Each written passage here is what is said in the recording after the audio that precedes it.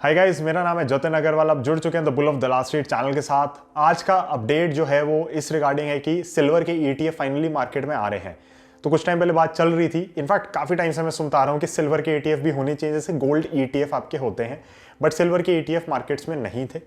ICICI प्रूडेंशिया ने NFO launch किया है, जिसके तहत आपको एक ईटीएफ मिल रहा है और एक फंड ऑफ फंड मिल रहा है, यानी कि एक म्यूचुअल फंड होगा जो ईटीएफ बाय कर रहा होगा। फंड ऑफ फंड बाय करने की मुझे कोई ऐसी सेंस नहीं दिखती, क्योंकि एक्सपेंस रेशियो वगैरह आपके थोड़े बढ़ जाते हैं। फंड ऑफ फंड होता है तो टैक्सेशन के भी थोड़ा सिस्टम अलग होता है। खैर, ईटीएफ है, कमोडिटी है, तो वैसे भी टैक्सेशन अलग ही रहता है इनका। बट मेरे को लगता है कि आप डायरेक्ट ईटीएफ खरीदें अगर आपके पास डीमैट अकाउंट है। तो ये मेरे को काफ़ी एक अच्छा पॉजिटिव डेवलपमेंट लग रहा है इंडियन मार्केट्स के लिए। क्यों?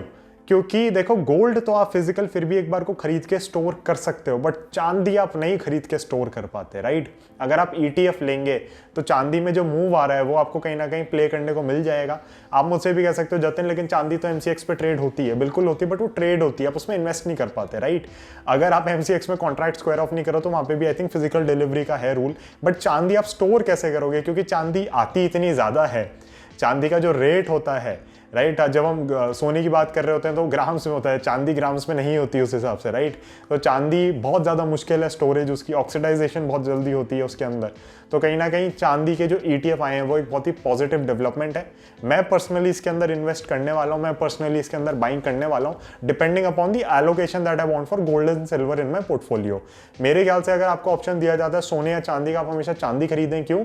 क्योंकि चांदी के काफ़ी ज़्यादा यूजेस हैं। कहाँ पे यूजेस हैं? इलेक्ट्रॉनिक्स के अंदर, because silver is a very very good conductor of electricity. तो इसलिए इलेक्ट्रॉनिक्स के अंदर बहुत एक्सटेंसिवली यूज होता है। इनफैक्ट जब मार्च 2020 में लॉकडाउन वगैरह लगा था तब चांदी ज़्यादा क्रैश किया था सोने से। सोना तो बढ़ ही रहा था, बिकॉज आपका एक सेफ हेवन है, तो फिर उसमें तो प्राइस का इंक्रीज आ रहा था।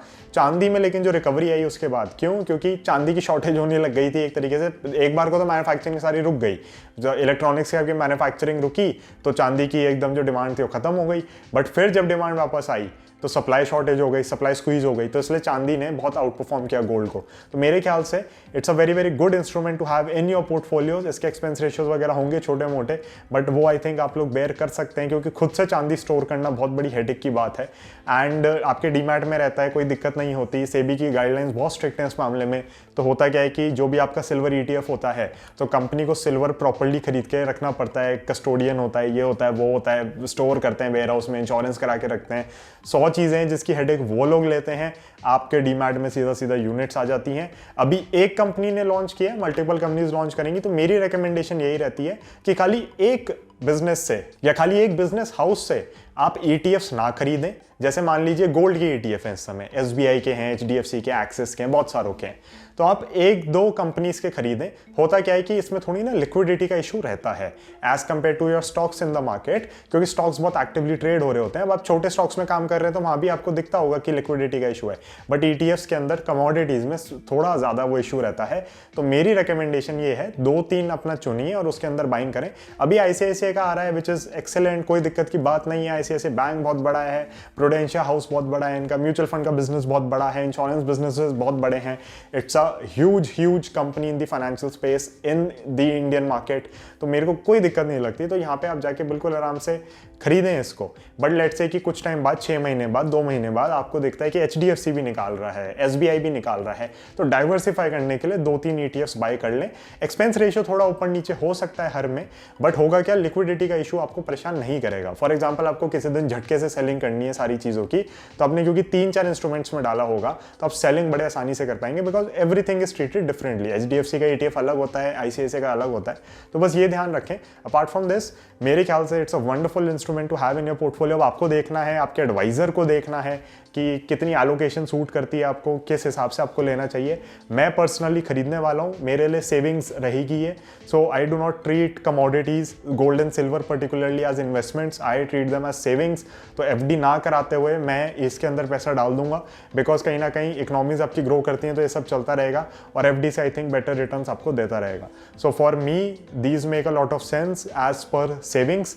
बट आप देख सकते हैं कि आप इसमें इन्वेस्टमेंट के हिसाब से जाना चाह रहे हैं, किस हिसाब से जाना चाह रहे हैं, तो वो आप डिसाइड कर सकते हैं। But definitely a very positive development. Being an investment advisor, हमें बहुत बार ये भी लगता है, अगर आपको नहीं पता तो Moneycraft is my SEBI registered investment advisory firm.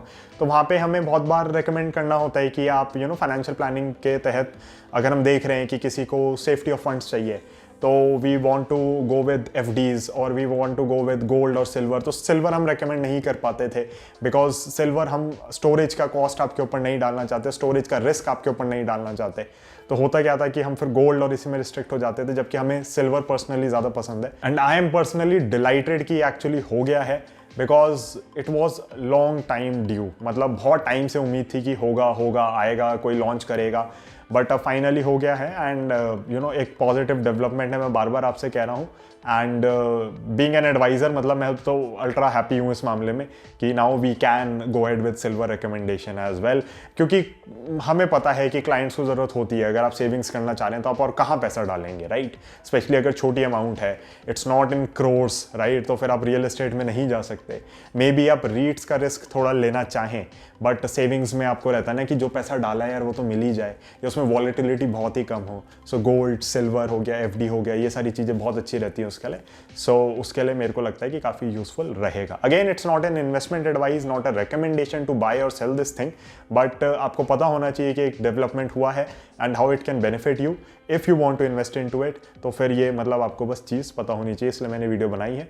Personally I definitely will be putting in my own money over here because savings के लिए मेरे को है कि एक जो एलोकेशन में लेके चलता हूँ उसमें मेरे को सिल्वर इंट्रोड्यूस करना था, and this is something that I would be doing. So guys, that would be it for this video. Thank you so much for staying connected with the bull of Dalal Street. I will see you in the next one. Bye, जय हिंद।